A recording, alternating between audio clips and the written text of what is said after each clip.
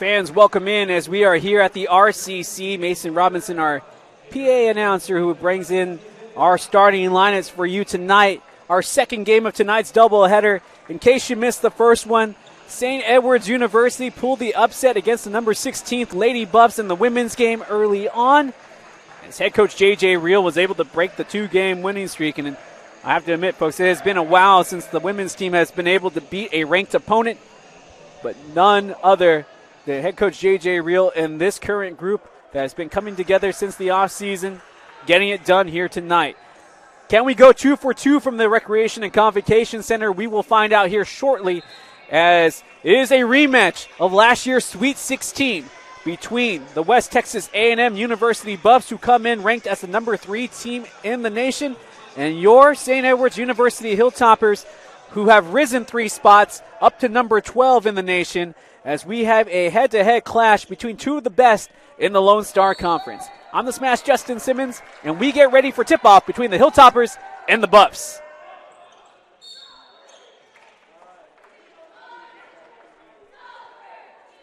Well, the Hilltoppers won the tip-off, but it went straight away out of play, and it will be Buffs basketball. West Texas A&M, a perfect 9-0 this season. Coming off of that appearance in the Elite Eight, but having to replace one of the best players in Buffs history in Ryan Quaid, the 3-time All-American, last year's Player of the Year and South Central Regional Player of the Year. He scored over 1,700 points, 1,000 rebounds, and 100 blocks, and is currently playing for Rasta Vechta in Germany, is the former Buff. But they haven't dropped off too much. They have JoJo Murray, Qua Grant, as Quay Grant, the second leading scorer on this team, Janlil Fulgett. You also have Derek Geddes,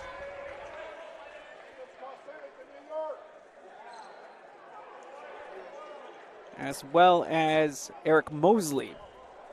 So after the referees deliberate of how this is going to go, West Texas A&M basketball, big game here tonight from the Recreation and Convocation Center. As the Hilltoppers, they're starting Dorian Lopez, Jake Krafka, August Haas, Ashton Spears, and Corey Sherville, just getting his second start of the season for the Hilltoppers, as the first bucket is scored by West Texas A&M and Derek Geddes. Sherville looking for Krafka down low, and the ball is stolen by Mosley, as he's the last player back. 20-minute halves, as this 3-ball way off the mark, but it went straight into the hands of Derek Geddes, and Geddes already has the first 4 points of this game. It was actually Quay Grant who had the first 2, so each one of those 2 players with 2 points. And it's the Buffs with a 4-point lead 1 minute into this contest. Dorian Lopez, too hard on the 3-ball, as it's in the hands of Geddes. Haas able to knock the ball loose. Wide open look for 3 from the right side. And the rebound controlled by Mosley as he gets the putback. Mosley averaging 4.4 rebounds per game. The Buffs are a strong rebounding side. 3rd offensively, 2nd in defensive boards.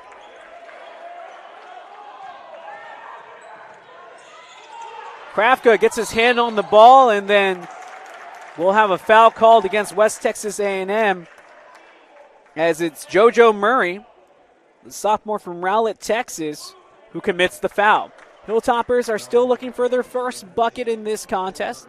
West Texas A&M are led by head coach Tom Brown, his 6th season at the helm for the Buffs, coming into the season with a record of 130 wins and 39 losses. For your Hilltoppers is head coach Andre Cook, as we'll have a foul called on West Texas A&M and John Lil Fulgett.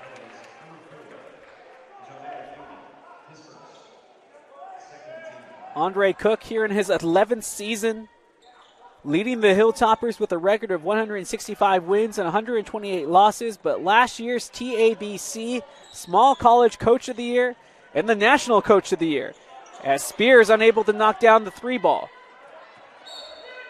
And it's kept in play and knocked out of play by the Hilltoppers.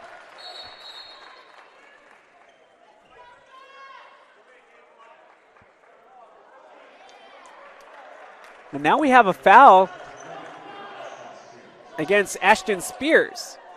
They called him for a delay of game foul.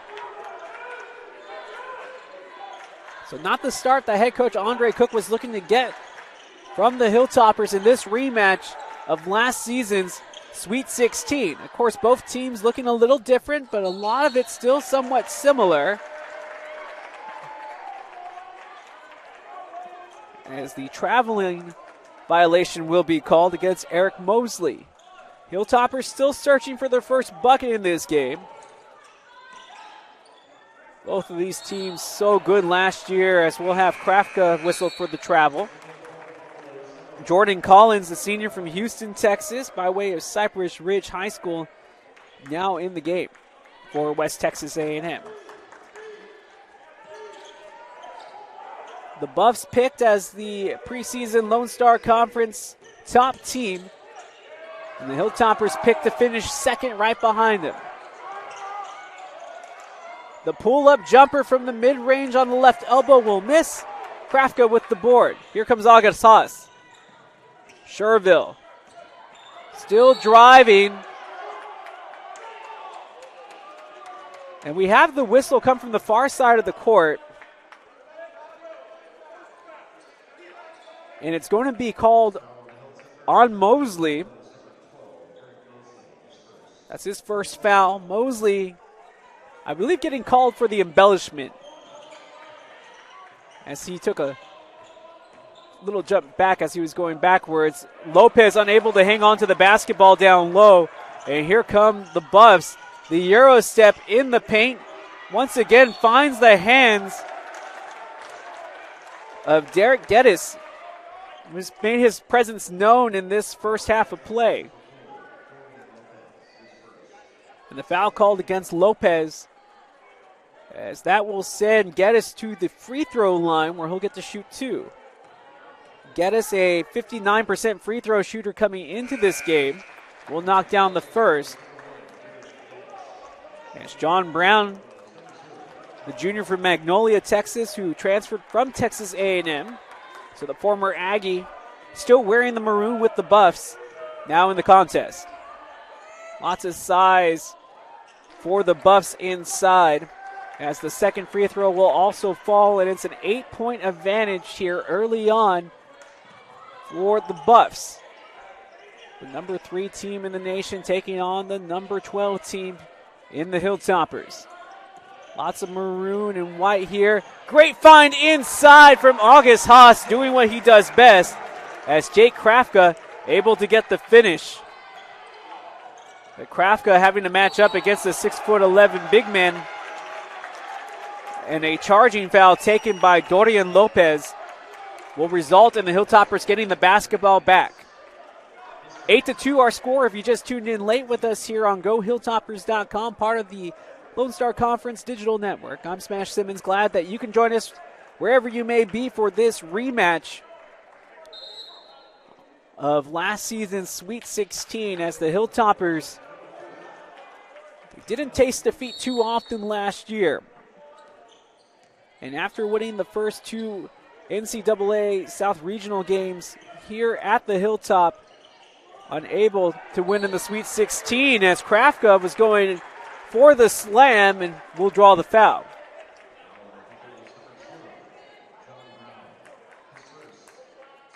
Hilltoppers losing 89-70 against West Texas A&M last year when they were the number 1 ranked team in the Sweet 16. Krafka unable to knock down the first free throw. A 70% free throw shooter coming into this game is Krafka. Second leading scorer for the Hilltoppers, averaging 11.6 points per game. So the Hilltoppers able to get on the scoreboard. It's now 8-3 in favor of the Buffs with 16:05 remaining in this first half of play.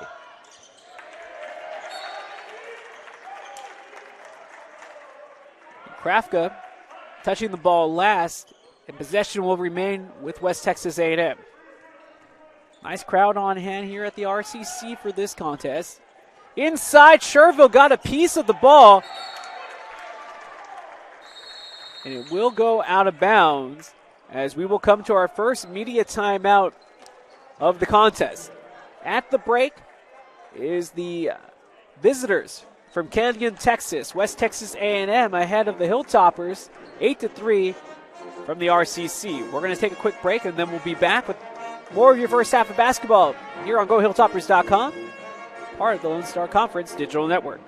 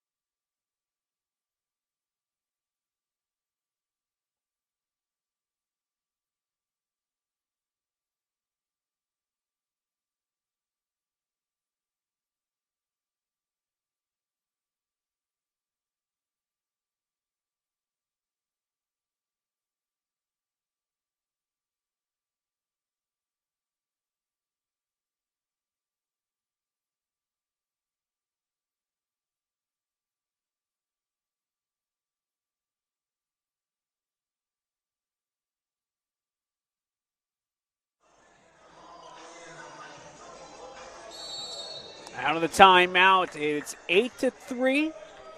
Buffs in the lead. This is a matchup between the number 3 team in the nation, West Texas A&M, and the number 12 ranked team in the Hilltoppers, as August Haas is stuck down low and able to get the basketball to the top of the key.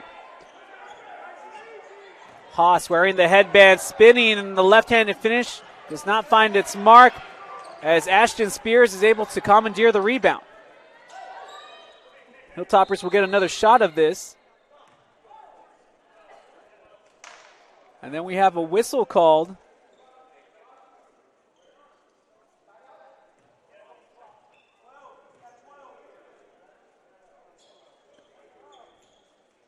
I believe the foul was called against number 13, JoJo Murray.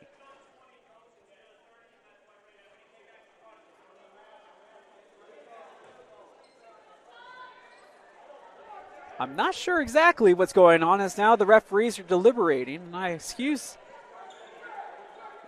but I can't tell you anything that's going on until they decide what's going on. But there was a foul called from the officials. They signaled the number 12. There is no 12 on the court for West Texas A&M. And it looks like we're going to go to the monitor to kind of clarify what exactly has taken place.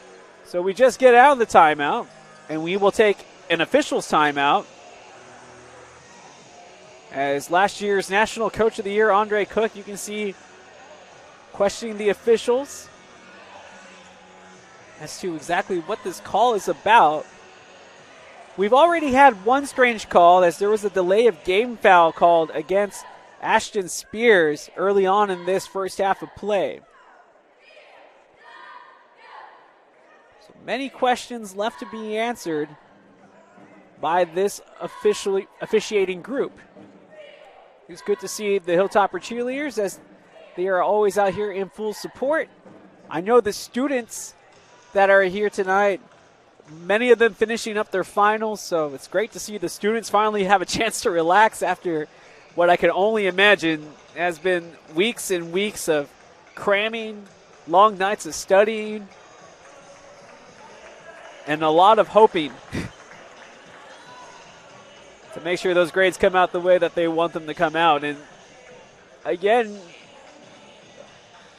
as for those students, the same for these student athletes, having to deal with classes as they were getting prepared for this game. So they're concentration, so to speak, kind of being split between athletics and the academics. But if you know anything about St. Edward's University, the academics definitely the tougher portion, but it doesn't mean that it's easy to repeat either, as this Hilltopper squad looking to not only get back to where they were last year, considering that most of the team is the same, but to surpass what those lofty expectations are this year. Last year they didn't have those heavy expectations, but this year everybody's expecting greatness from the National Small College Basketball Player of the Year, Ashton Spears, and the National Coach of the Year from last year, Andre Cook. But we are still under review here, and the referees are taking a hard look at this last call. But it has really been slowing down this basketball game. And it's kind of funny. One of the officials just doesn't want a piece of it. He hasn't even looked at the monitor. It's really been these other two officials here. And now it looks like we get our deliberation. And it looks like head coach Andre Cook's okay with the call.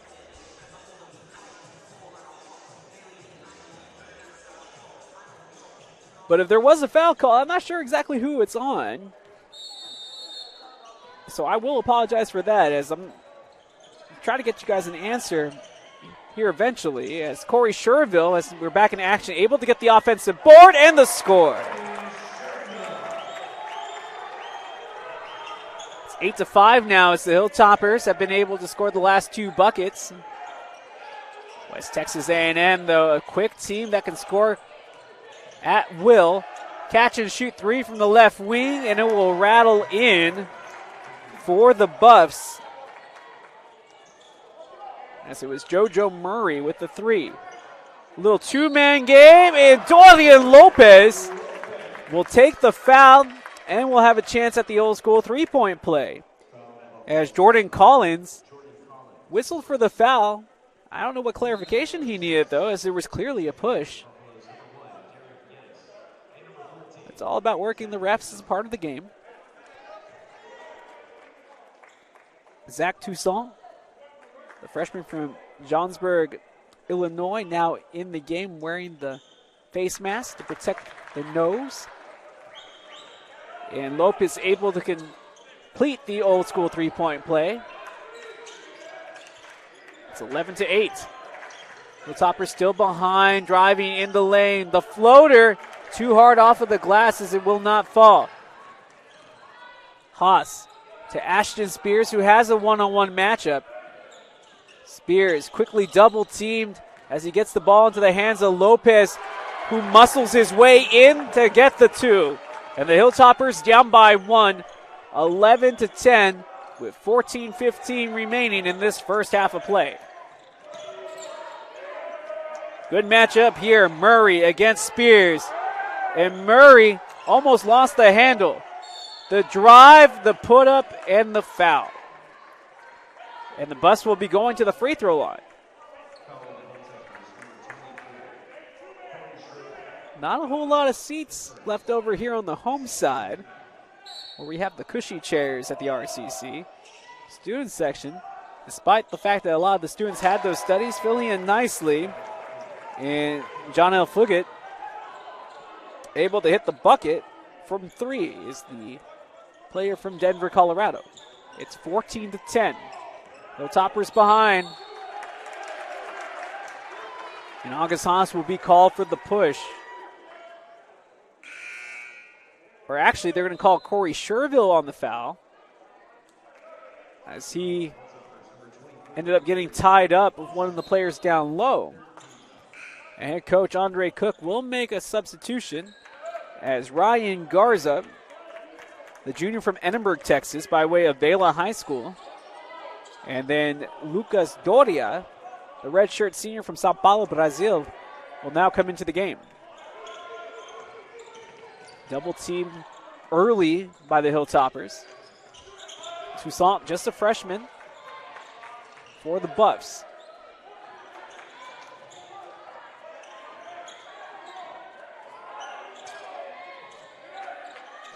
JoJo Murray with the basketball against Spears. And wow, it looked like he took a trip, and the Hilltopper fans here wanting the foul called. It's a foul against August Haas. It's only the 4th team foul against the Hilltoppers. That's Haas's first. Quay Grant coming back in, the sophomore from Waxahachie. It was a good play to find the pass, but the shot will come up short. Haas with the rebound. Ryan Garza getting the ball inside. Spears taking a slip. And Lucas Doria taking advantage of the size matchup as he was able just to use his big body and get to the spot he wanted to get to. Toussaint for 3, and he'll drain the tray as it's now 17-12.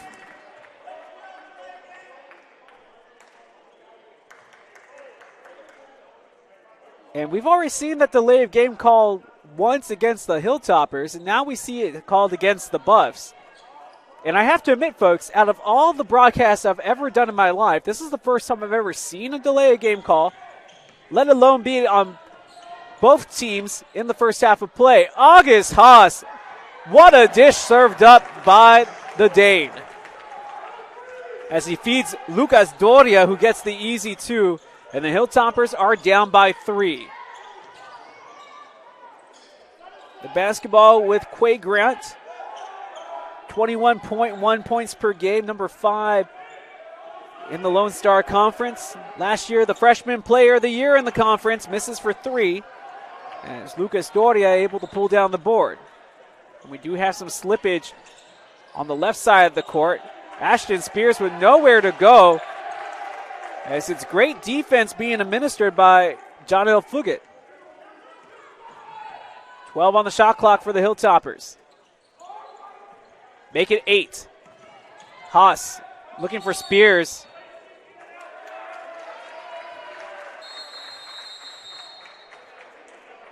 And we'll go to the timeout. Media timeout with 11:44 remaining. We're going to take a break as we've had some other couple extended pauses in this game. At the break is the number 3 ranked Buffs ahead of the number 12 ranked Hilltoppers, 17-14. We'll be back with more of your first half right here on GoHilltoppers.com, part of the Lone Star Conference Digital Network.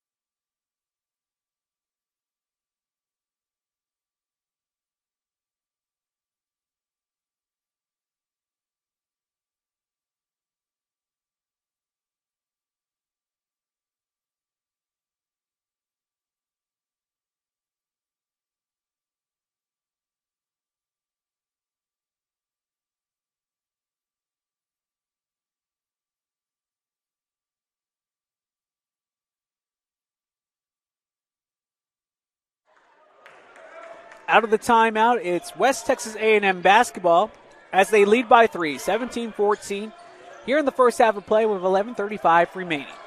I'm the Smash Justin Simmons. Glad you can join us live from the Recreation and Convocation Center here in Austin. As we have a foul inside the paint called against the Hilltoppers. And this will send the Buffs to the free throw line. Nice little crowd on hand here on a Thursday night. And this rematch of last season's Sweet 16 in the NCAA tournament. And it's like a fast food restaurant. It goes in and out. It's Quay Grant misses the first free throw. Hilltoppers come in 7-1 this year. 0-1 in Lone Star Conference play as they lost to Texas A&M Commerce 86-78 right before Thanksgiving. So it's been a long layoff. Spears thought about shooting the three. Dorian Lopez in the paint and able to flick it in. So Spears hasn't been able to get going, but the rest of the Hilltoppers have stepped up and have been able to whittle down that early lead that the Buffs had. And it's now just a one-possession game. Inside, the fight for the rebound controlled by Lopez, and he gets it into the hands of August Haas. Haas was looking for the pick and roll. He'll shoot for three. And the senior from Copenhagen, Denmark, knocks down the tray and puts the Hilltoppers into the lead for the first time tonight, 19-18. He was looking to answer back, but it was a nice pass committed by the Buffs in JoJo Murray. Such a crafty player. And then you have the two three-point shooters guarding each other in Tucson and Garza. 3 seconds, 2 seconds on the shot clock. Wild shot as it banks off of the glass and off of the rim. And the fight for the loose ball continues. And now we'll have a whistle call, and it will go against the Hilltoppers.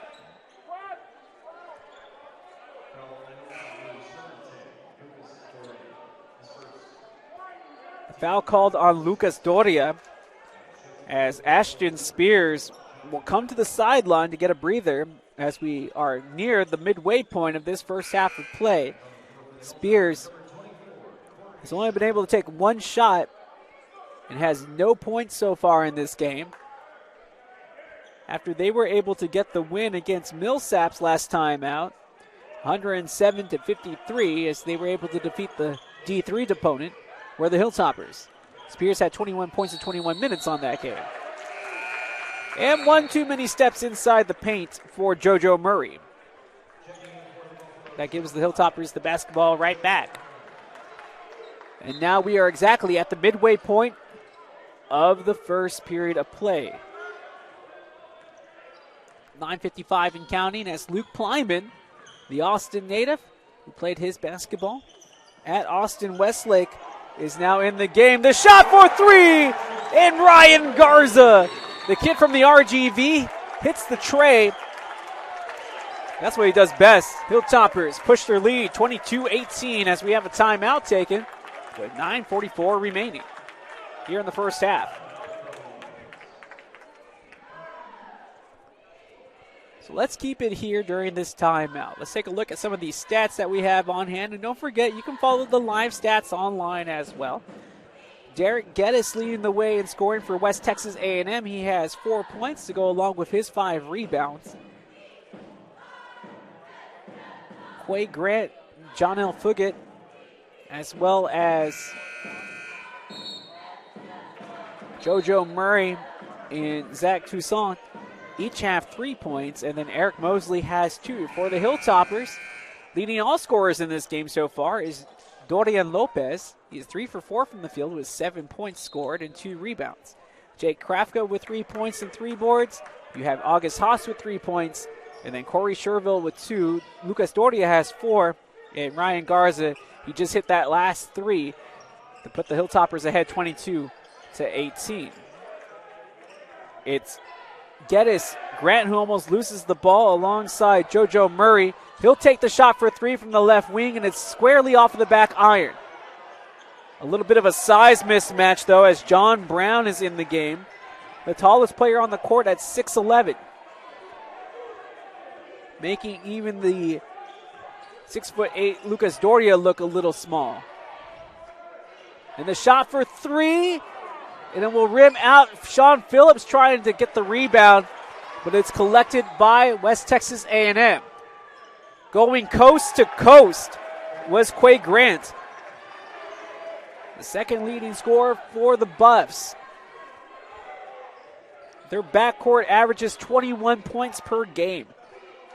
And the Hilltoppers defense going to have to step up and they're going to need some of those three-point balls to fall.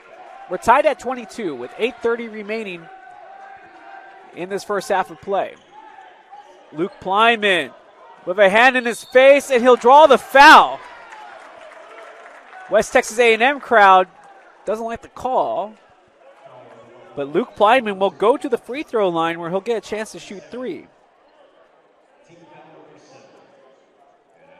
The Hilltoppers have not been shooting the basketball well from the free throw line as a team, as they are last in the Lone Star Conference. But Plyman, a 72% free throw shooter, hits the first of the three. Hilltoppers hit 66% of the free throws as a team.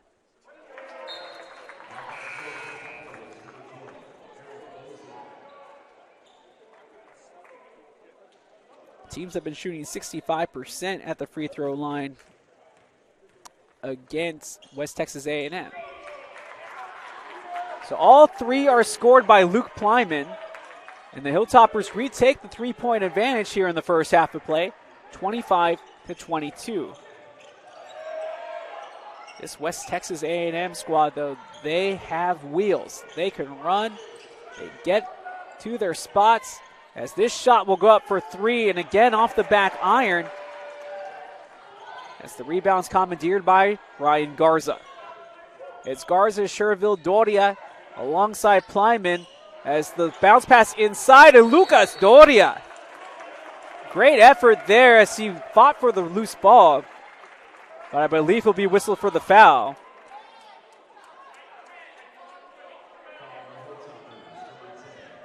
And that's a tough call.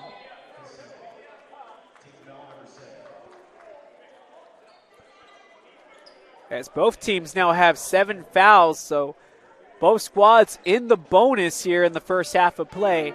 But it's the Hilltoppers who lead 25-22, where we'll take a break and we'll be back with more from the first half in this rematch from the Sweet 16 last year between the number 3 ranked Buffs from West Texas A&M and the number 12 ranked Hilltoppers from right here out of Austin.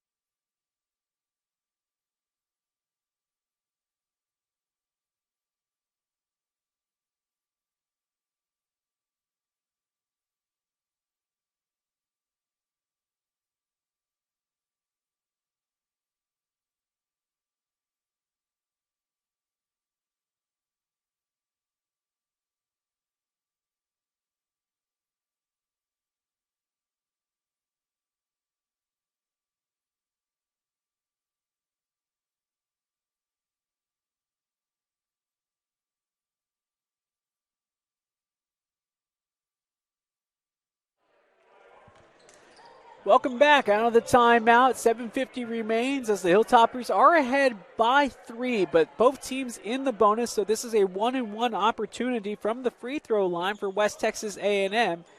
And the first free throw will fall, so he'll get a chance at a second. This is Derek Geddes at the free throw line, who is a 59% free throw shooter coming into this game, as he tries to pull the Buffs within 1. And is able to do so.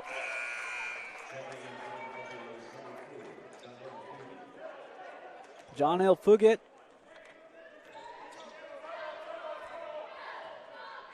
as Fugit back in the game.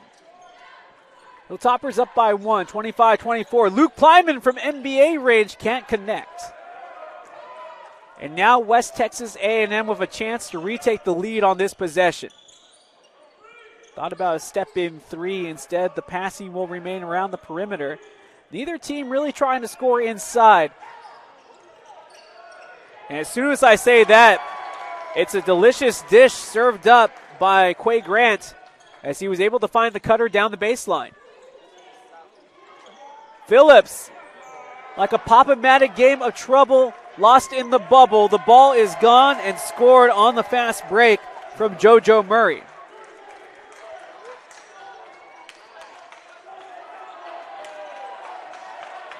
Hilltoppers now behind 28-25.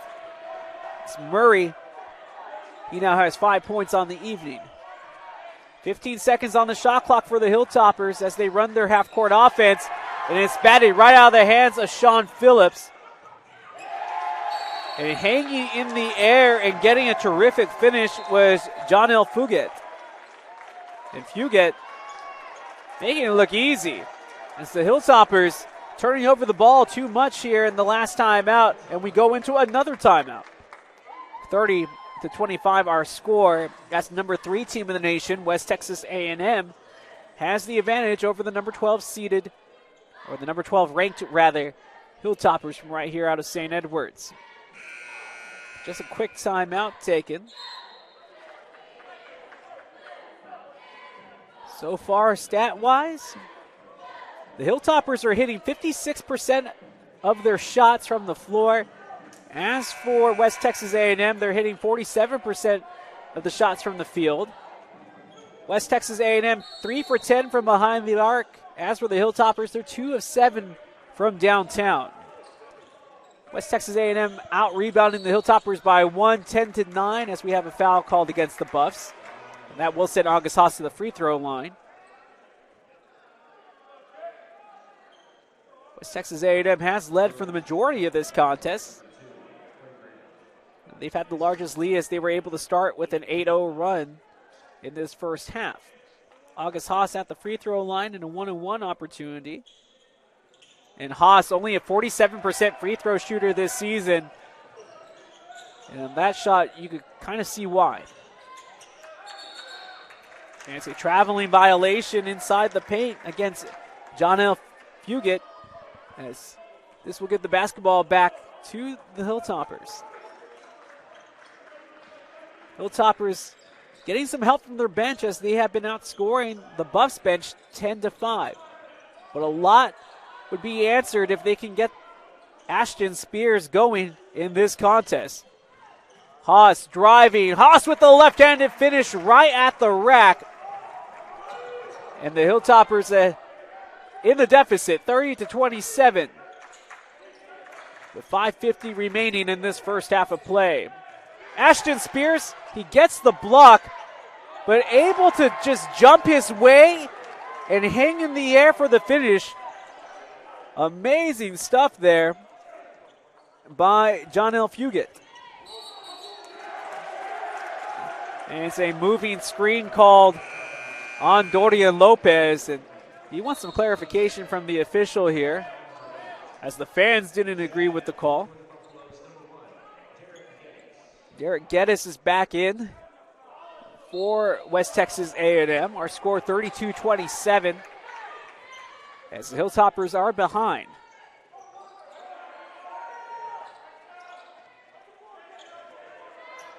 Many people thought that this West Texas A&M squad was going to have to rebuild after graduating Ryan Quaid, but they have just picked up where they left off as Quay Grant able to get the bucket. 34-27 as the Hilltoppers trying to hang tough here. Krafka over to Haas. The original starting 5 back inside for the Hilltoppers. Krafka spinning inside the paint and will be whistled for the travel.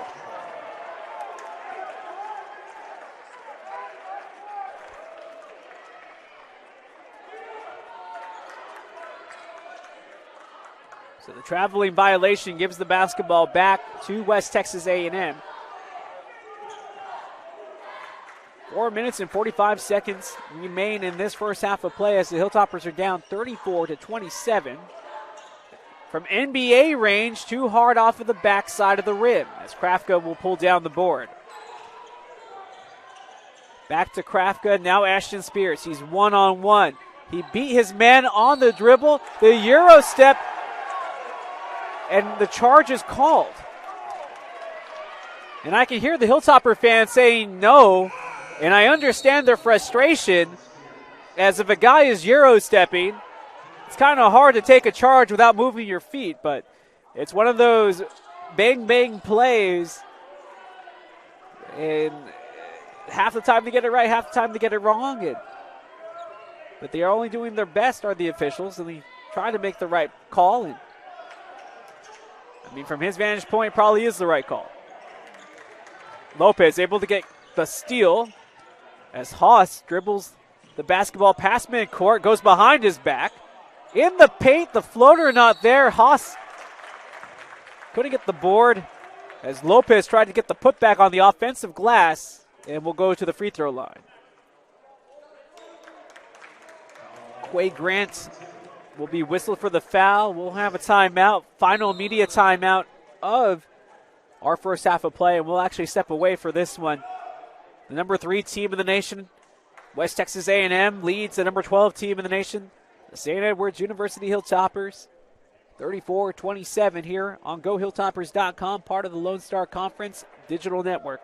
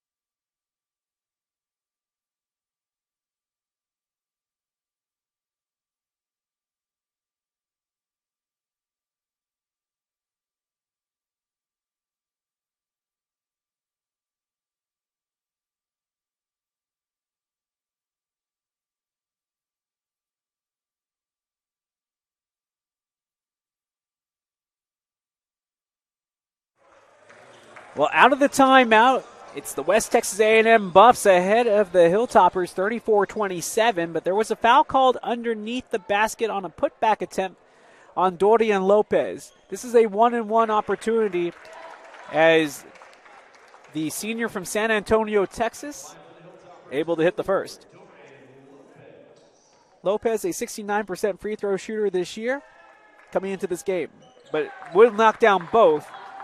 It's now 34-29, and it's a full court press being administered by the Hilltoppers. West Texas A&M able to break the press. And it's stolen. August Haas, great dribbling as he's still looking up. Ashton Spears with the razzle-dazzle, and he'll get fouled. I guarantee you it would have been on the top 10 on SportsCenter. Definitely would have been on YouTube had he completed the play. But Spears will now have a chance to score his first points of this game. But Spears is saying he got knocked around the side of the head, but is okay. But last season's Heartland Conference Player of the Year, the TABC Small College Player of the Year, the Heartland Conference Newcomer of the Year, the Heartland Conference Tourney MVP. Oh, yeah, and he was also first-team All-Region, South Central All-Tourney, NABC first-team All-District. Ashton Spears gets his first bucket of the game. First time that a Hilltopper had been named first-team All-Region since Landon Gosling just the year prior to the appearance of Ashton Spears. First time that we had a Hilltopper named All-District since 1992-93 season with Donnie Wynn. The first time we had a Player of the Year since James Weinstein, who was able to do so for the Hilltoppers back in 06-07. And also the first time that we had a Newcomer of the Year for the Hilltoppers basketball men's program since the 05-06 season when David Lund was able to collect that honor.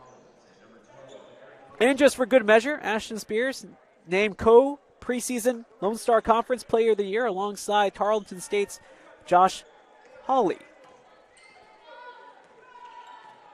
The Hilltoppers are down by 4. August Haas with the glide and the finish. And the Hilltoppers find themselves down only by 2, 34-32, with 3:15 remaining in this first half of play. West Texas A&M trying to answer with a bucket on this possession. 14 on the shot clock now. Everybody wanted the travel, and nobody will get the call. It was awfully close. but it looked like he kept his toes down. Lopez, catch and shoot, 3! And he hits nothing but net. The senior from San Antonio, Texas, showing up offensively here for the Hilltoppers as he now has 12 points to lead the way in scoring tonight for St. Ed's.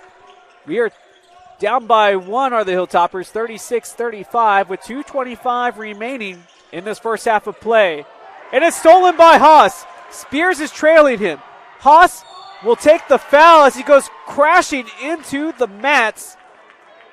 And be helped up by Ryan Garza. And that is the 10th team foul against West Texas A&M. So any foul that the Buffs commit against the Hilltoppers will be an automatic shooting 2 situation. Haas will be shooting 2 because it was in the act of shooting, but again has not had much luck from the free throw line this year. But he does nail the first, and that will tie up this game at 36 all. With these substitutions, head coach Andre Cook will send in Jake Krafka alongside Lucas Doria, as Doria and Lopez will come off and get a breather. Sean Phillips also in the game now alongside Ryan Garza. As for West Texas A&M, the 5 out there is Zach Toussaint alongside Derek Geddes. You also have Jonel Fugit with JoJo Murray and Jordan Collins. Second free throw will miss, so we are tied at 36 with 2:15 left in this first half of play. And in this rematch of these two teams who met in the Sweet 16 last year, it was West Texas A&M who were able to come away with the victory then. But neither team has really done much to separate themselves here in this contest, as Jake Krafka will be whistled for a foul that he didn't see. And now both teams in the double bonus, so any foul from here on out will send us to the free throw line with an opportunity to shoot 2 for either side. And at the free throw line, it is Derek Geddes for West Texas A&M, a 59% free throw shooter coming into the year, or coming into this contest rather, 7.9 points per game, ranked number 26 in the Lone Star Conference with 5.1 rebounds per contest. And Geddes will miss the first, so this game remains tied at 36. It was just a quick breather for Dorian Lopez as he's coming back on, as well as last season's Player of the Year in Ashton Spears.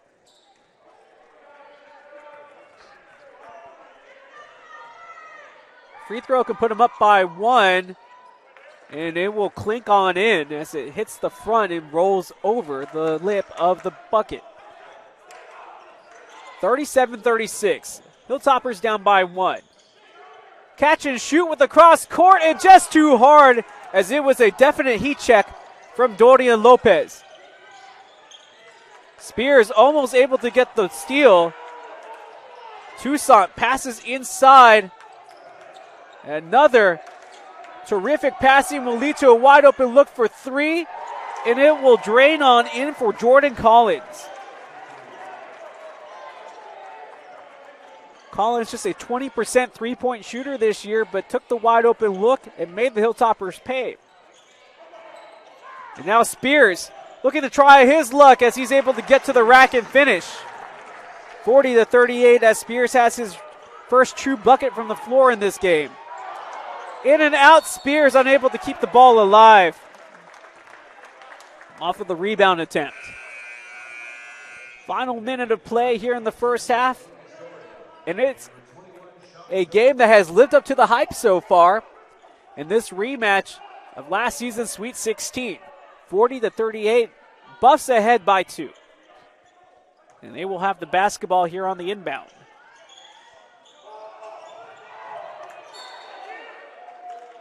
Haas will poke the ball out of bounds. The basketball will stay with West Texas A&M.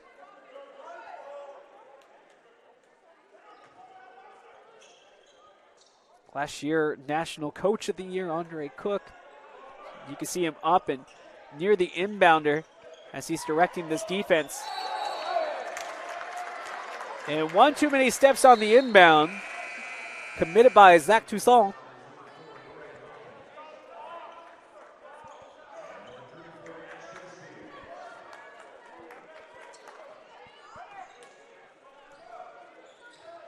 And now the Hilltoppers with a chance to even this game up as they get it inside to Krafka, who has the mismatch and gets the easy bucket from the left elbow. Or down on the left block, rather. Either way, we're tied at 40. Spears having to use his defensive capabilities as he fights over the screen. And he slips barely here. Back outside, good passing will lead to a short corner left-sided shot for Zach Toussaint. And Toussaint puts West Texas A&M back in front, 42-40. Shot clock has been turned off, 10 seconds left in this first half of play as the Hilltoppers have the basketball. Ryan Garza wide open, look for three, it won't go. And still able to keep with it and get the offensive board 2 times in a row and gets the finish is Jake Krafka. But the Hilltoppers will go into halftime with the deficit, 42-40.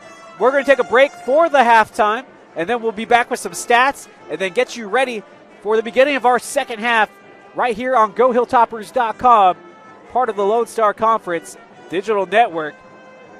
Get what you need and make sure that you don't come back late because you're not going to want to miss a thing, folks. We'll see you in just about another 20 minutes here on GoHilltoppers.com.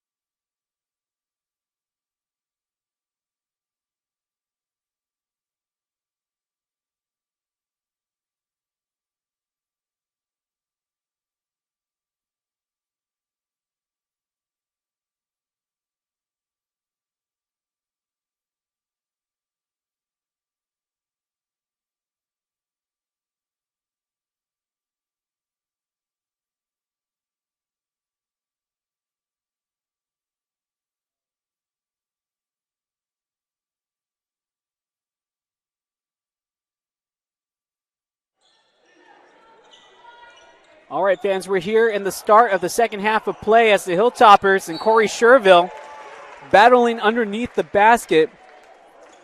And because of that effort, he should be going to the free throw line to shoot 2.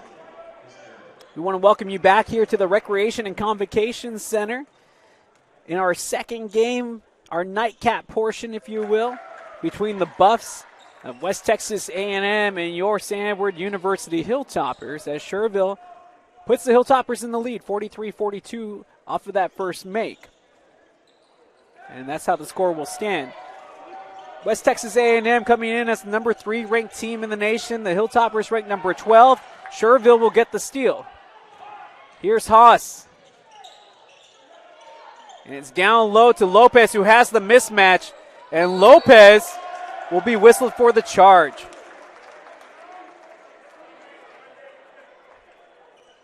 Had he put the shot up just a moment sooner, he probably doesn't get whistled for the charge. But standing in was JoJo Murray to force the turnover. I want to thank you again for joining us tonight, regardless if you watched the first game, as the women were able to get the upset against West Texas A&M, or here just tuning in with us now. We appreciate you making us a part of your game day watching. As it went out of bounds off of the Hilltoppers. And they're going to reset the shot clock to 20 seconds. Both teams rather even. Hilltoppers shooting 55% from the field. West Texas A&M shooting 50%. The Buffs are 4 of 14 from behind the arc. Your Hilltoppers 3 of 10. And right on cue, they knocked down another tray thanks to Quay Grant. Second leading scorer for the Buffs, the fifth leading scorer in the Lone Star Conference. Here comes August Haas, who has to let the ball up early, and it's perfectly timed as August Haas able to get the finish, and we're tied at 45. Unable to knock down the shot from the right corner. Where are the Buffs? And now the Hilltoppers looking to take the lead on this possession. Step back 3 for Spears from the left corner. And that got Coach Cook's kid out of his seat, but not good enough to go in. Terrific handles down low. Going against the tree, that is Krafka, and Krafka will get the block. Haas slowing things down on this possession. A rematch, and I know I've said this many times, but a rematch of last year's Sweet 16. Catch and shoot from the top of the key from Dodian Lopez. And Lopez having himself quite the game, as Ashton Spears is still looking to get going scoring-wise for the Hilltoppers. He only has 3. Lopez with the team lead with 15. But a lot of the concentration for Spears will have to be on the defensive end, as you have JoJo Murray and Quay Grant, who can score 20-plus a game. Krafka will rip down the board, and leaving the hand in there too long was Eric Mosley, the senior from Gilbert, Arizona. And that will give the basketball with the Hilltoppers. Lopez leads all scorers with 15. Quay Grant leading the way for West Texas A&M with 12 points so far this evening. Haas, the cross-court pass to Krafka, who has a step on his man, and going for the dunk, he is fouled by the 6'11" John Brown.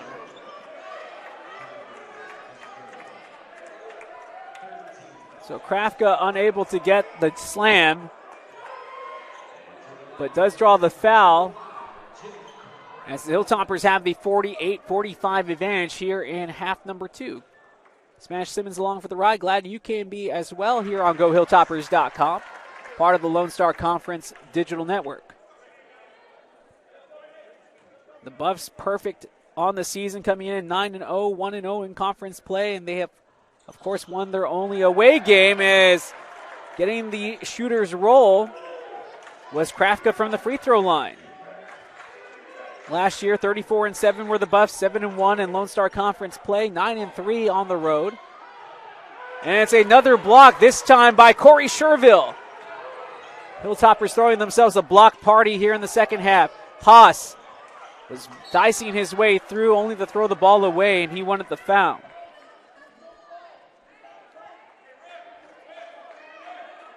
Of course, they were able to beat the Hilltoppers in that Sweet 16 matchup where the Buffs, but ended up losing 94-84 against Southern Indiana in the Elite Eight, their second straight appearance in the Elite Eight for West Texas A&M. For the Hilltoppers, it was the best season ever for St. Edward's University. 30-4 last year, 14-2 in Heartland Conference play, and a tremendous 18-1 here from the friendly confines of the Hilltop. Making the first NCAA tournament in quite a while and getting all the way to the Sweet 16 until they lost 89-70 against what was then the number one ranked team in the nation in the Buffs.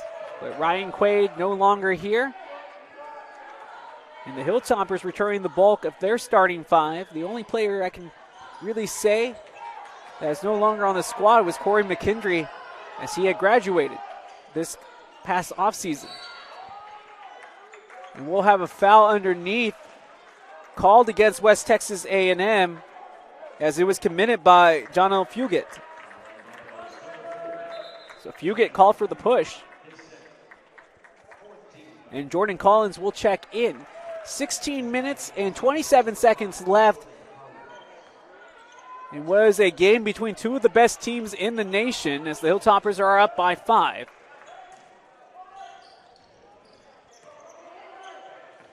August Haas able to keep the ball. Wide open look from the right corner. Make it so from downtown. Ryan Garza knocks down the tray. And Garza, he's the 6th-ranked three-point shooter by percentage in the Lone Star Conference at 44%. But coming right back, it's an and one of the highest degree of difficulty for Quay Grant, the sophomore from Waxahachie, Texas.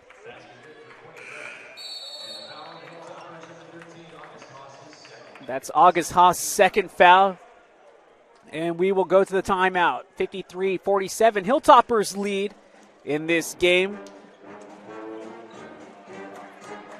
We'll take a break and then we'll be back with more here on GoHilltoppers.com, part of the Lone Star Conference Digital Network.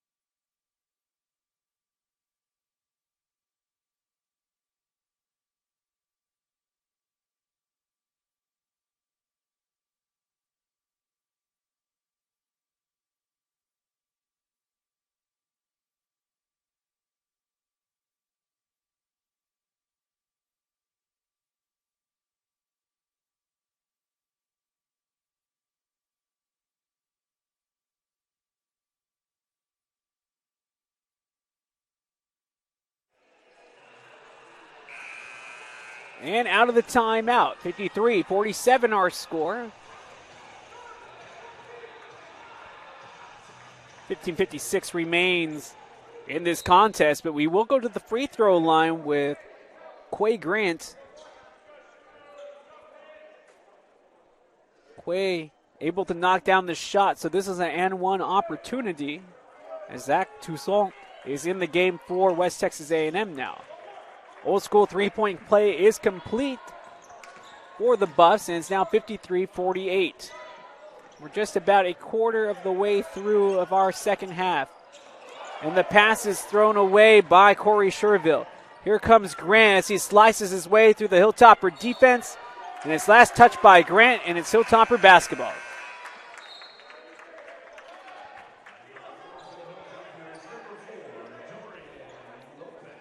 Dorian Lopez checking back in for the Hilltoppers, the third leading scorer averaging 9.5 points per game. Krafka, the second leading scorer, with 11.6. But Lopez, the leading scorer in the Hilltoppers so far tonight, with 15 points. Well above his season average. Lopez is wide open, and nobody sees him on the pick and roll. Here comes Ashton Spears, and Spears will draw the blocking foul. But that was a really well-ran play by the Hilltoppers that allowed Lopez to get the open look that they were looking for.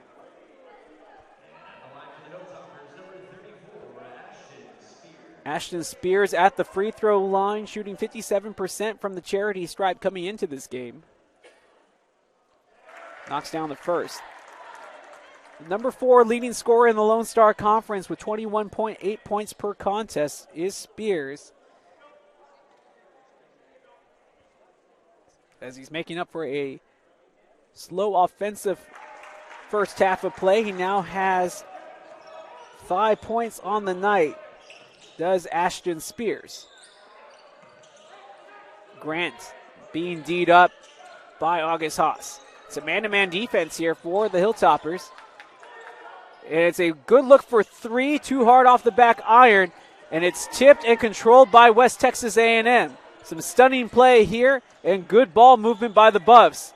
Toussaint able to pull up on the block and drain the up-close shot. Nice concentration by the freshman Toussaint. 55-50. August Haas, he's a lefty. Got to watch out as he cuts right through and gets the easy finish. 57-50. As he takes down one of the decorations of the Hilltopper cheerleaders and will remain with West Texas A&M. 57-50 our score, 14-39 and counting.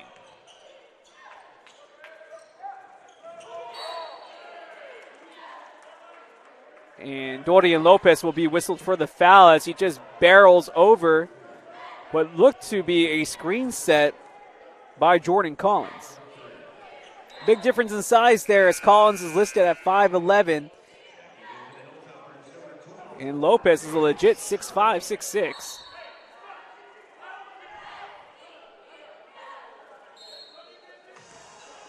And now we're going to have a timeout taken.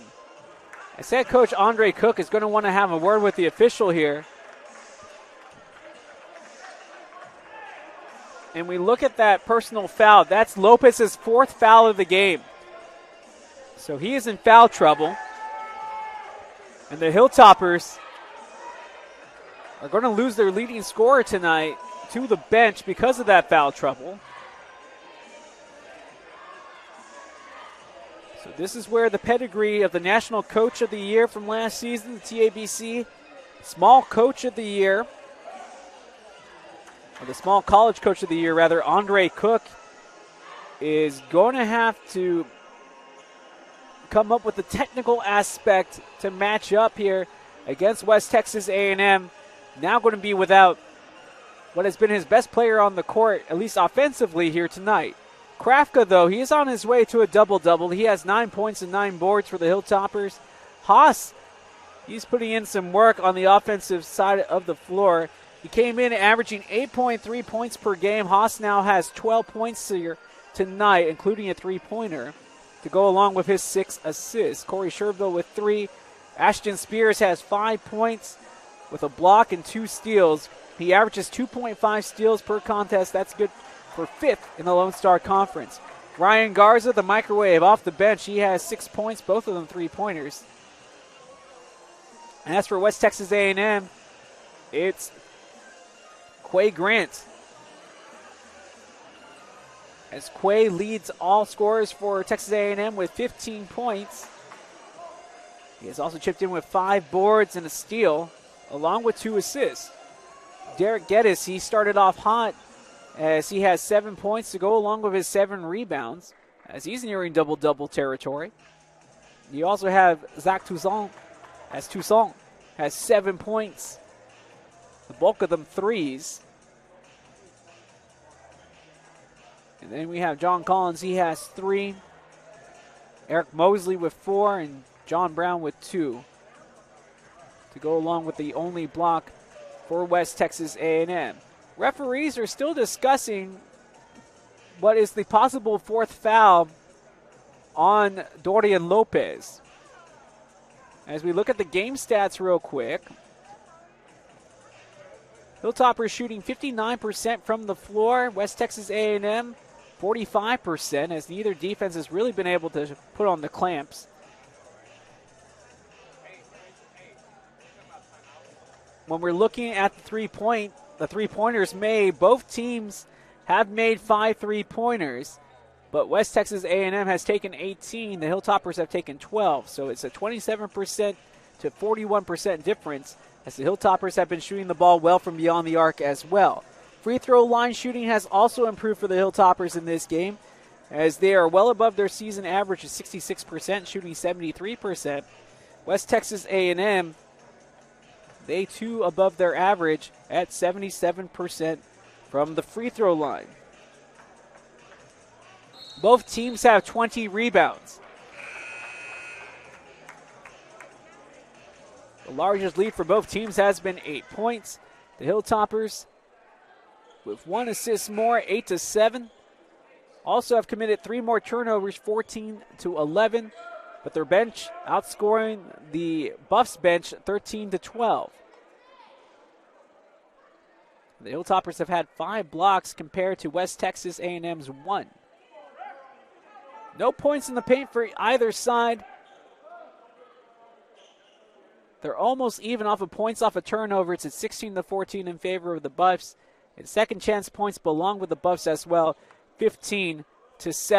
Lots of deliberation between the officials in this game, as we've had another long official timeout. But we're back in game action. And Krafka, who takes the contact, swats the ball down. And this is a foul called against the Hilltoppers. So these officials, I think it's safe to say when we go back and look at the tape, they have called this game rather tightly. But they are only human, trying to make the best calls they can. JoJo Murray, sophomore from Rowlett, at the free throw line and misses the first, keeping the game at 57-50.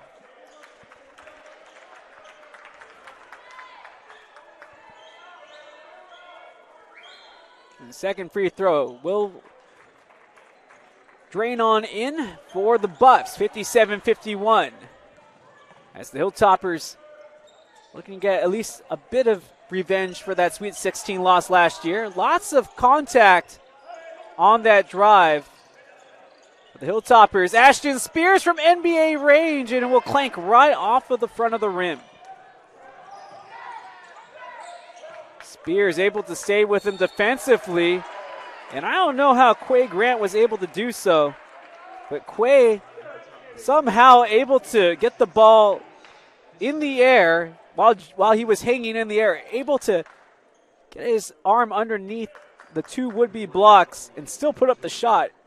He did miss, so he will shoot 2 from the free throw line here. 57-51 our score, as Grant hits the first free throw, making it 57-52. As Derek Geddes will come back in as he replaces JoJo Murray. Grant, a 76% free throw shooter, good for 9th in the Lone Star Conference. And it is the curse of the commentator, I'm afraid, as he misses the second. 57-52, Hilltoppers up by 5. Haas going through his dribbling routine. And we will have a foul called against the Buffs and John L. Fugit. That's the 16th foul. One more will put the Hilltoppers in the bonus in this second half. And the inbound to Spears. Sherville with plenty of space, and he comes up short as it will go out of bounds, and it's now West Texas A&M's basketball. So Dorian Lopez with 4 fouls, reduced to cheerleading on the sideline, but helping keeping his team motivated, as well as Lucas Doria. He's not in foul trouble, but not in this game, but still keeping up the chatter. Here comes Haas. He's going to whip this ball back outside. Catch and shoot three from Jake Krafka. And he has a sweet inside-outside game, and there you saw the outside portion. The ball stolen on the save from Sherville. Here's Haas trying to break down the defender with nowhere to go in the paint. And Sherville will be whistled for the travel. So Sherville, who's usually one of those competent scorers for the Hilltoppers coming off of the bench, hasn't really found his stride here tonight. 1 for 3 from the floor, 0 of 2 from behind the three-point line is Sherville. But the ball is inbounded. 13 minutes left in this game. Hilltoppers up by 8, 60-52. Just in case you tuned in with us late, we welcome you once again to the Recreation and Convocation Center here tonight. And the two-pointer will count for JoJo Murray. West Texas A&M, the number 3 ranked team in the nation. The Hilltoppers ranked number 12. Here comes Ashton Spears, who will have the ball knocked loose, but it will stay with the Hilltoppers. As Lucas Doria will come in, and he will replace Corey Sherville. So now some more size in the middle for head coach Andre Cook, last year's National Coach of the Year and the TABC Small College Coach of the Year. Spears in the paint, off of the glass and in, but he takes another tumble after being pushed down hard after the shot. Zach Toussaint for 3, and Toussaint touche as he's able to hit the tray. 62-57 with 12-12 remaining. It's been a back and forth affair here tonight for the Hilltoppers and the Buffs. But here's Krafka. Yes, he has the advantage. He takes the contact, and even without the call, gets the finish. 64-57. It's batted loose, and what a pass off of the knees from Robert Garza.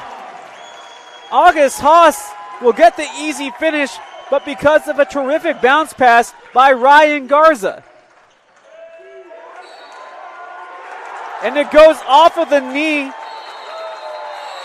off of Quay Grant, and he is having a word with an official, and the momentum has shifted over to the Hilltoppers now, as they are up by 9, 66-57 here at the timeout with 11:39 remaining.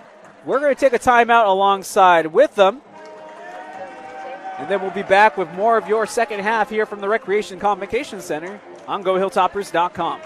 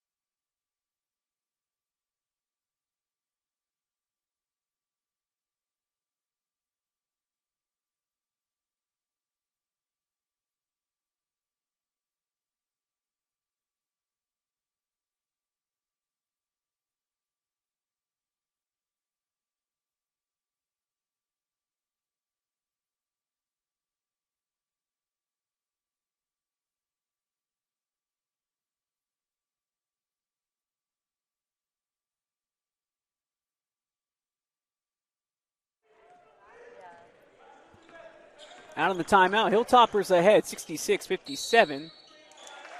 And it's a moving screen against the Hilltoppers, as it's going to be called against Jake Krafka. That's his third foul. The Hilltoppers already in a bit of foul trouble, as Lopez is on the bench with 4 fouls. Krafka now going to the bench with 3. And Lucas Doria, who's out there, has 3 fouls as well. Both teams with 16 fouls. And the next one will put the respective side in the bonus. Nice pass in the middle for the two-handed slam. As it was John L. Fugit with the dish. Spears against Fugit. Here's August Haas. Spears wants the basketball.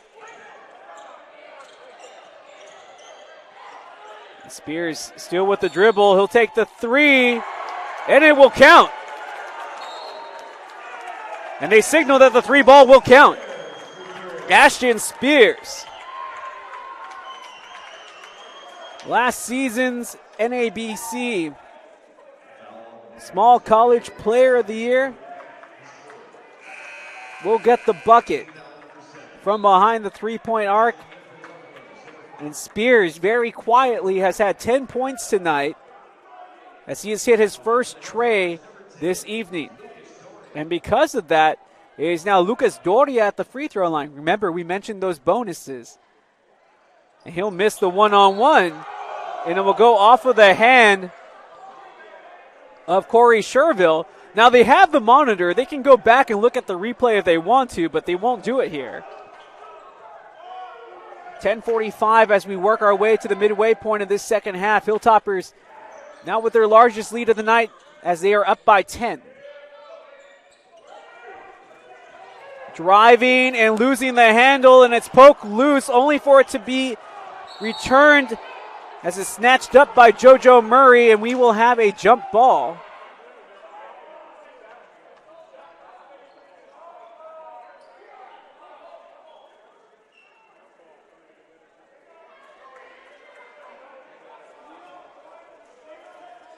It looked like there was a foul.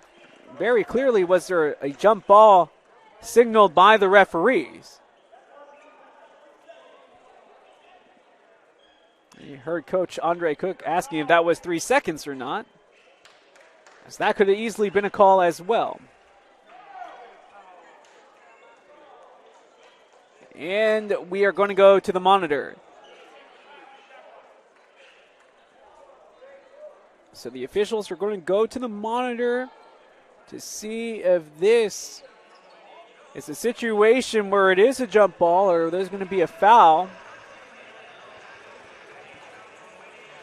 But again, thank you for tuning in with us here tonight, as this is a rematch of last year's Sweet 16, as the Hilltoppers fell to West Texas A&M last year in the Big Dance, 89-70. West Texas A&M going out the round after that in the Elite Eight for the second consecutive year. Were they able to reach the Elite Eight? Year prior, they were able to get to the Final Four, but 94-84 our score, or was the score in that loss in the Elite Eight last year for West Texas A&M. Again, looking to replace Ryan Quaid, the 3-time All-American, last year's Lone Star Conference and South Central Region Player of the Year. I mean, that's a tall task, as he had over 1,700 points, 1,000 rebounds, and 100 blocks. That's one quality player that West Texas A&M is having to replace, as he now plays his pro basketball over at Rasta Vechta, which actually is in Germany. As for the Hilltoppers, they return, and we have mentioned this before, the TABC Small College Player of the Year, Ashton Spears, as he was also All-Region First Team and the Heartland Conference Player of the Year from last year. And almost able to get another rebound, and we will have the foul called against Lucas Doria. And this is a tough foul for Doria, because this is going to be his 3rd personal foul. And now you have Krafka, Spears, and Doria with 3 fouls. Lopez, who's been sitting the bench for the majority of the second half, with 4 fouls, as the free throw from the 1-and-1 will go in from Derek Geddes. Makes it a single-digit game again. It's now 69-60.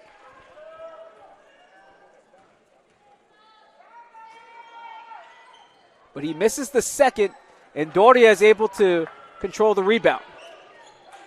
We're getting near that midway point of the second half of play as the Hilltoppers are out in front now.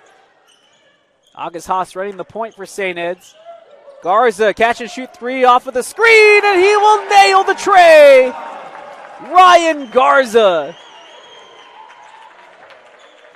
The weather was supposed to be nice today, but it's raining threes inside. Now it's stolen by Ashton Spears. It is showtime. To Sherville, he'll get the easy bucket. And that's the one thing about Ashton Spears. Yes, he'll get his. Yes, he can take over a game, but he makes his teammates better. To answer back, it's a wide open three from the top of the key that spins on in. And just when the Hilltoppers were starting to open up a lead, West Texas A&M trying to stay within striking distance. 74-63 with 9:38 remaining.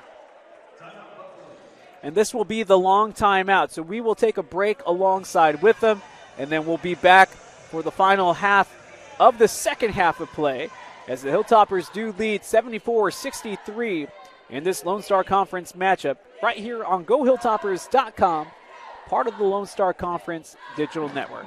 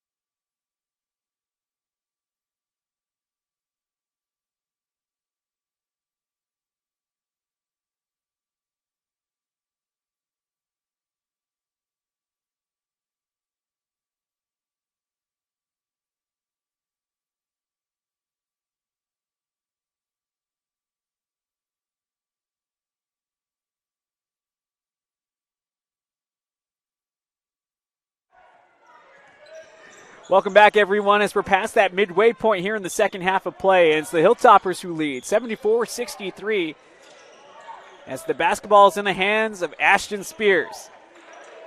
From NBA range, Ashton Spears able to connect from downtown. And the Hilltoppers up 77-63 as they are looking for back-to-back wins against the Buffs here tonight, as the women were able to get the upset victory 64-58 as they were able to take down the number 16th ranked Lady Buffs. And the Hilltoppers trying to upend the number 3 ranked Buffs as they are currently the number 12th ranked team. I imagine the win will push up the Hilltoppers in the rankings. And it ricochets off of the rim right into the hands of August Haas. Ashton Spears looking for the screen as he is met with tight defense. He is fielding it from downtown, but it comes up short. Ryan Garza somehow, though, gets the offensive board, but will throw the ball past the midway line, and it's a backcourt violation. 77-63 our score of St. Edwards. Right now, out in front and trying to stay in front as Sean Phillips is late to check in. Driving and almost getting there, but Doria will pick up the foul, and that is his 4th foul of this game. So we go back and we look at the fouls that the Hilltoppers do have. You have Jake Krafka with 3 fouls, who's getting ready to check back in. Sean Phillips, he has no fouls, and he does have some of that much-needed height, although he's more of a stretch wing than a banger inside, as we will send Quay Grant to the free throw line where he knocks down the first. JoJo Murray, he is their top scorer for West Texas A&M, averaging 21.9 points per game. But Murray only has 10 so far, as it seems that the big scorers have been negated by good defensive efforts on both ends. But Ashton Spears has started to get humming here in the second half as he has 13 points now. Sherville with the backdoor cut and good ball passing will lead to this three-point attempt from Ryan Garza, and the lefty once again from long distance. 80-65, and he has some of this crowd on his feet. As Ryan Garza, he is shooting lights out here tonight. 7:45 as you hear the rings of defense, and the Hilltoppers defense answers those calls. Over to Sherville, who was looking for the jam, and he will be fouled by Eric Mosley, the senior from Gilbert, Arizona. That's Mosley's 5th personal foul, so he is out of this game now as he is fouled out. So one less option for head coach Tom Brown to go to for West Texas A&M. And at the timeout, it is the Hilltoppers who now have a commanding 15-point advantage. 80-65 our score. As Ashton Spears and the bench have showed up here in the second half for head coach Andre Cook. And we talked about it, those adjustments that needed to be made for head coach Andre Cook, and he has made those adjustments, it looks like, so far. Still plenty of time, though, for West Texas A&M to find their footing in this contest, as they have been able to knock down some of their long ball opportunities. But it's been the Hilltoppers a little too strong on the offensive end. But the other thing is that the Hilltoppers defense is doing just enough, and I mean barely just enough, to keep West Texas A&M in check. But the Hilltoppers are having themselves a field day from the floor as they have connected on almost 64% of their shots. They are 28 of 44. That is just almost unheard of, folks, to have that type of accuracy, that type of shooting night. And right now, the Hilltoppers are 50% from behind the three-point line, 10 of 20. The Buffs are 7 of 22, and 46% from the floor is West Texas A&M. Both teams have 25 rebounds apiece. The Hilltoppers with 2 more assists, 12 to 10, 1 more rebound, 17 to 16, but have 4 more bench points, 19 to 15, as Sherville is at the free throw line. It's a 2-shot opportunity for Sherville as he knocks down the first, increasing the lead to 16. The Hilltoppers have been able to generate 9 steals to the Buffs' 6. They've had 1 more possession, 64 to 63. Neither team, though, has registered any points in the paint as Sherville knocks down both free throws. It's 82-65 as the Hilltoppers are trying to pull away in this rematch of last season's Sweet 16, where it was the Buffs who were able to get the victory. Grant with a hand in his face, the ball bouncing around, and it's Sherville who will fly in and grab the board. And with 7:10 remaining, the Hilltoppers can think about slowing down their offensive possessions. Catch and shoot 3 from the right side. Ryan Garza, he is on fire. And Fuego from behind the line tonight. He is having himself quite the game. And there's the block on the other end from Sean Phillips. And now we have a technical foul. But from where? Where is the technical being called on? I do not understand.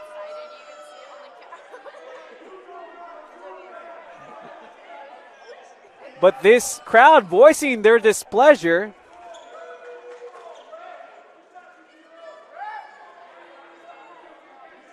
And it looks like they're going to call this foul on Krafka of the Hilltoppers. And he was already playing with 3 fouls. That would be his 4th personal.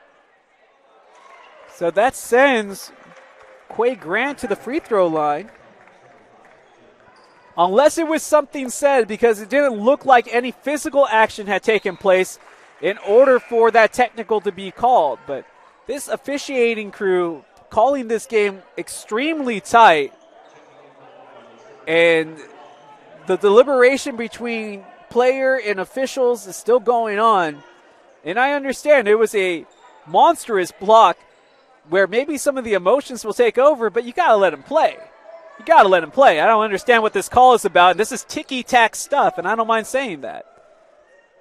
I get it. They're officials. They're out here working hard. We all make mistakes.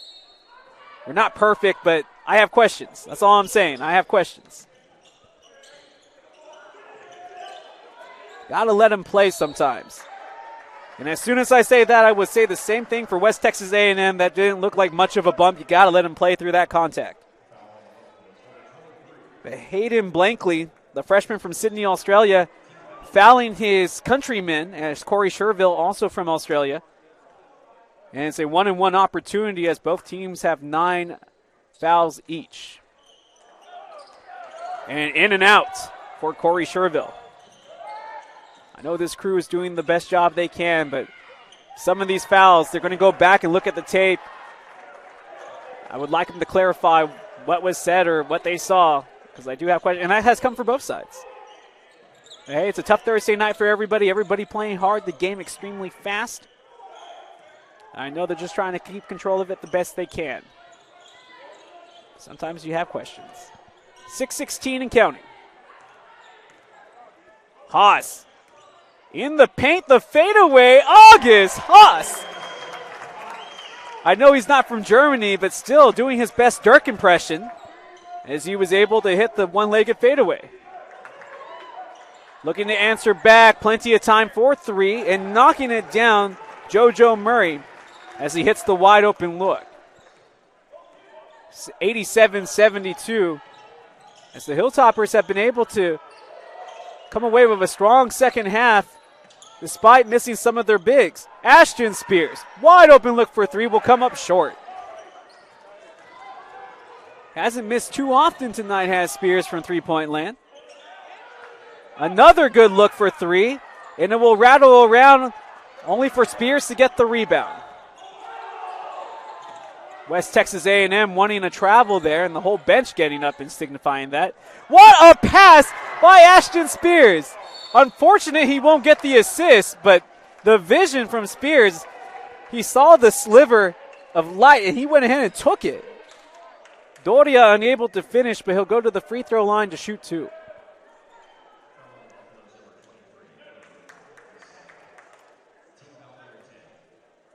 That's the 10th team foul against West Texas A&M. So every foul from here on out against the Hilltoppers will send them to the line to shoot two, as they are now in the double bonus.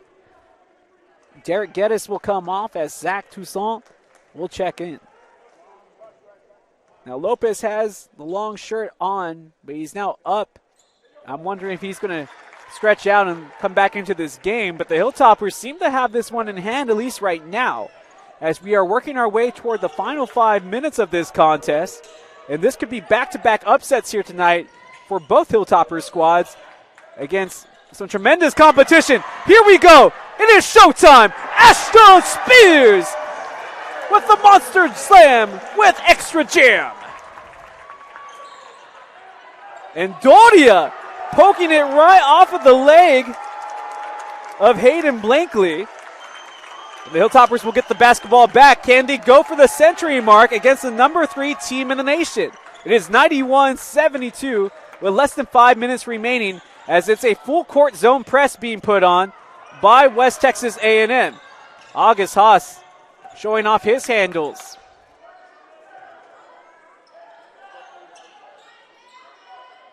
Ashton Spears going against Toussaint. This looks to be like a mismatch, as now the double team will come late. Back to Spears. And Spears will be whistled for this travel. 91-72 our score. And the Hilltoppers have been able to do this without Dorian Lopez for the majority of this second half of play, as he was in early foul trouble. Krafka, after getting the tee, he's been sitting down with 4 fouls. They had 15 and 14 points respectively. August Haas leading the way in scoring tonight with 16, but Spears right on his tail with 15. And looking for the rebound, Garza almost gets to it. And we'll have a foul, but no bucket. Both teams committing 10 fouls now. And the foul against August Haas. That's his third foul. It's been a short lineup for the Hilltoppers here tonight. Your starting 5 and then a rotation of 4 off of the bench. And the shot is made by Quay Grant. Jordan Collins coming in for Zach Toussaint. 91-73 our score with 4:04 remaining in this contest. In case you just tuned in with us late, it was tight at the half.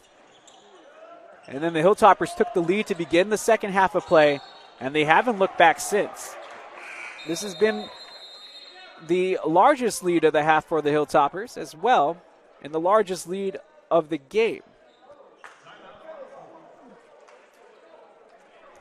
Well, actually, the largest lead for the Hilltoppers has been 20. Right now, Hilltoppers ahead 91-73 with just a little less than 4 minutes remaining in what would be a huge win as the Hilltoppers looked to get back on track. I know they were able to get the victory against Millsaps here at home, 107-53, but when I was talking with Coach Cook, and if you caught it during the women's game during that halftime, he had mentioned that 86-78 loss at Texas A&M Commerce. That's the one that's fresh on their mind, as the Hilltoppers started with a 6-game winning streak this year before losing that conference game. Hilltoppers 0-1 in conference play, still searching for their first conference win of the year, and what a huge conference win it would be if they are able to see, I think, what many would consider to be an upset just because of the rankings all the way through, as the Hilltoppers are out in front 91-73. Coach Andre Cook drawing up what he wants to see as he is assisted by Trey Lindsay and Steven Ayala and the student assistant Brandon Dunn.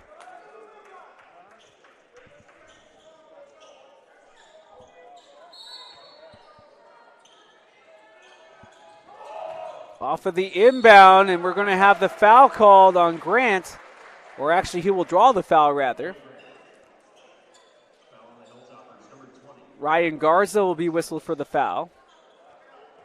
He's played some smart basketball here tonight, has Garza, though, as that is only his first personal foul. To go along with his 15 points, he is 5 of 7 from behind the three-point line, shooting 71% from downtown.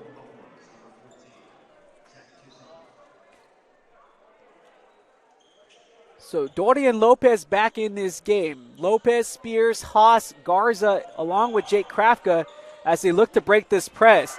Ashton Spears, I don't know how he's able to jump so high. As he gets it back, Ashton Spears with a two-handed flush. 93-76, and I think it's a point of pride for this Hilltoppers side as Spears gets the block. And Spears running all the way up into the student section as he goes up in the stands. This is why you come to see it live, folks. I know that it's a Thursday night. It's hard to get downtown on South Congress in the capital city because of all the traffic, but if you wait it out, and you show up around 7, right before 7:30, it's definitely worth your time to make it here to the RCC, especially when the Hilltoppers have a squad this talented. Ashton Spears one-on-one defensively with John Lil Fugit. And John Hill will end up committing, knocking it out of bounds, and he'll go to the bench, as Blankley will check back in. And the inbound to August Haas, who is defended tightly by JoJo Murray. Haas, that left-handed layup just so smooth. As he now has 18 points to lead all scorers, does August Haas. 95-76. Nice take, only to miss, but the putback finished by Hayden Blankley. Less than 3 minutes. Lopez. And then Garza takes a bit of an elbow And you can see walking gingerly after he was knocked to the court.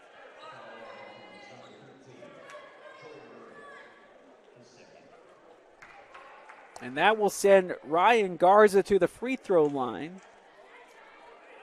So Garza will get a chance to shoot two. Garza, as we mentioned before, 15 points, first trip tonight to the charity stripe.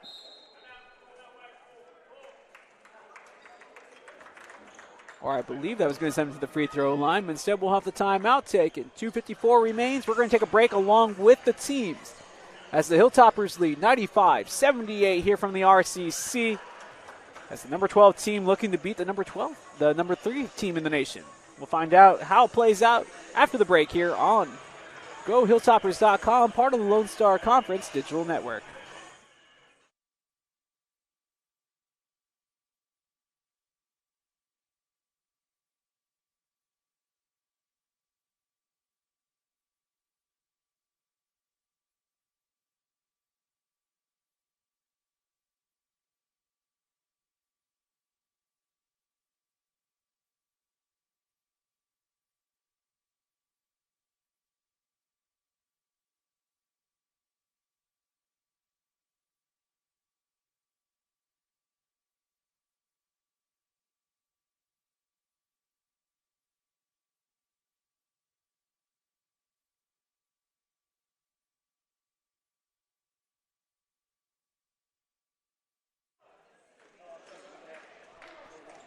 Out of the timeout, 95-78, in case you're tuning in with us late here on GoHilltoppers.com.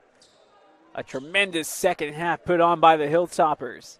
Ryan Garza, a big reason for the Hilltoppers lead as he hits his first free throw of the game. Garza, a 78% free throw shooter on the year. He now has 16 points as he is 5 of 7 from behind the arc here tonight. And the native of Edinburgh, Texas, who played his high school basketball at Vela High School, stepping up huge for the Hilltoppers here tonight. And we will have a foul called against St. Edwards. And the foul's against Dorian Lopez. That's his 5th. And I understand what he's saying. He even said it on the court. I didn't touch him. If anything, it looked like that foul was going to be called on Krafka. And he's coming over and telling Coach Cook, I didn't even touch him, promise. And that will send back Corey Sherville. But Lopez having a huge night scoring-wise for the Hilltoppers when they needed him most in the first half, as he ends his night with 15 points to go along with 4 rebounds. And he was a perfect 3 for 3 from the free throw line was Dorian Lopez. After the make, it's 97-79 with 2:47 left. And the Hilltoppers still up by 17 after the makes from the free throw line. Derek Geddes, the sophomore from Houston, Texas, by way of Hightower High, back in. And in trouble, the smart play by August Haas as he calls timeout as he was trapped in the corner. 2:44 remains. As the Hilltoppers are 3 points away from going over the century mark in 2 consecutive games. They are above their scoring average at 90.8 points per game. That's 3rd best in the Lone Star Conference. However, West Texas A&M, their offense has just not clicked the way that they have seen it click this season. They are the top scoring offense coming into this game at 102 points per contest. They usually hold teams to only 72 points per game, but that has not been the case here tonight. Granted, the Hilltoppers usually hold teams to 65.5 points per contest, and the Buffs well beyond that average, but the Hilltoppers just shooting lights out from the field, and everybody doing their part here tonight. August Haas with the cross-court pass to Sherville, and it was just knocked, so it's not a backcourt violation. And the foul will come against Corey Sherville, and these fouls continue to extend the game here tonight as Sherville now has 4 personal fouls, and he'll come out of this game. And Sean Phillips will come on. 97-80, 2:30 left. And the ball stolen by Ashton Spears. He goes behind his back, and he'll be fouled in the middle of the Euro step. And it's a technical foul called against Jordan Collins. Or at least it looked like it was a technical foul, and it is. We saw the near side official give the tee. And Ashton Spears will go to the free throw line to shoot the technicals. Spears with 17 points. He's been perfect from the charity stripe with 3 makes out of 3 attempts. And the crowd completely silent for Ashton Spears. Even with that quiet, almost too quiet it seems, as Spears unable to knock down the first. Just a little too quiet, just a little too quiet. Let's see how it goes this time for Spears. As he makes the second, and Spears now has 18 points, and it took him a while to get there. But the TABC Small College Player of the Year from last year, all region, all South Central, all tourney team, all district, Player of the Year in the Heartland Conference, as well as the Newcomer of the Year and the tournament MVP, was not going to be denied. And now looking to take over as the leading scorer in this game, as he knocked down his first regular free throw, as he was fouled going to the free throw line. Hilltoppers lead 99-80 with an opportunity to hit the century mark. Do that in back-to-back games. So it looks like West Texas A&M is going to send in some players that haven't gotten too much run here tonight, as Jake Gerber alongside JT Warren will also check in for the Buffs and head coach Tom Brown. 2:24 remains as Spears' free throw will not fall. So the score will stay at 99-80 with 2:15 and counting. Blankley, the Australian, he is denied by Sean Phillips. And here's Luke Plyman.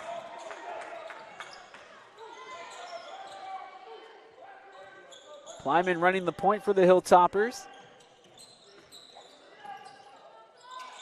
15 on the shot clock. Garza trying to get open as he is running all over the place off of these screens. Catch and shoot from Sean Phillips, too hard, as the rebound will bounce straight out of the back iron and into the hands of West Texas A&M. Catch and shoot 3 on the other end, no good. And that's an over-the-back foul. The tall Texan, John Brown, putting his hand on the shoulder of his defender, and that's going to be whistled every time. So Lucas Doria, despite being in foul trouble, back in this game with 4 fouls, 6 points. He's been 2 for 3 from the free throw line, and he puts the Hilltoppers at the century mark with 100 points here tonight. It's now 100-80.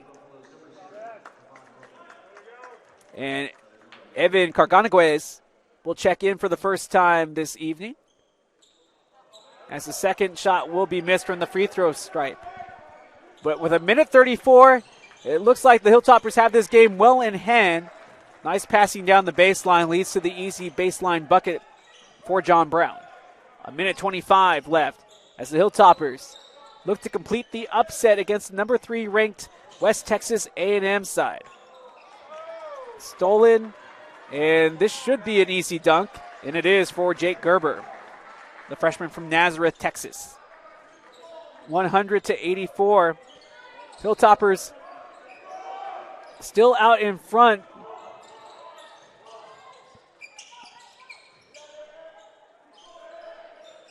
As Logan Cook has also checked in this game for St. Ed's. 10 on the shot clock, 47 on the game clock, and Garza to Luke Plyman for 3, and it will ricochet off of the rim. 37 seconds left, 24 on the shot clock. in the paint. And Brown, he's 6'11", folks. You can't teach that. Easy flush with the two-handed jam.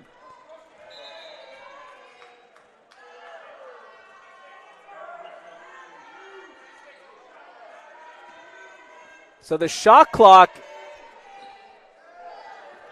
is 1 second below the game clock. So the game clock at 24, the shot clock at 23. And you hear the shouts of na na na na hey hey from the crowd as they are waving goodbye to this West Texas A&M side. But I can guarantee you this will not be the only time we see him this year. Expect to see him in the Lone Star Conference playoffs during the tournament. And we could see this team again in the NCAA playoffs. But it will be a great win for head coach Well, it was a good win for J.J. Reel, and it's going to be another great win tonight for head coach Andre Cook, as both the men and the women pulling the upsets here this evening. 6.5 seconds as we are in the dying embers of this basketball game. And I guess this is a good time to remind you folks that the Hilltoppers will be back in action this Saturday against Eastern New Mexico, as the women have a 1 p.m. scheduled tip-off, and the men are scheduled to tip off at 3 p.m. Final inbound of this contest, and take it in if you're a Hilltoppers fan.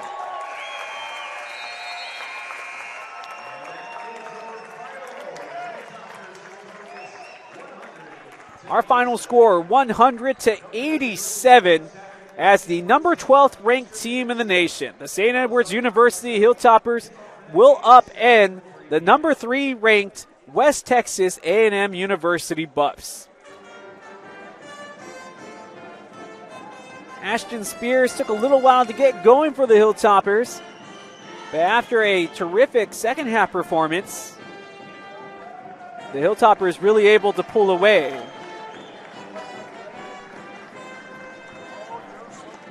But it looks like it's going to be a good interview with head coach Andre Cook afterward as we gain through this game, and it looks like we are going to get that word with Andre Cook. And we're going to go ahead and take this interview.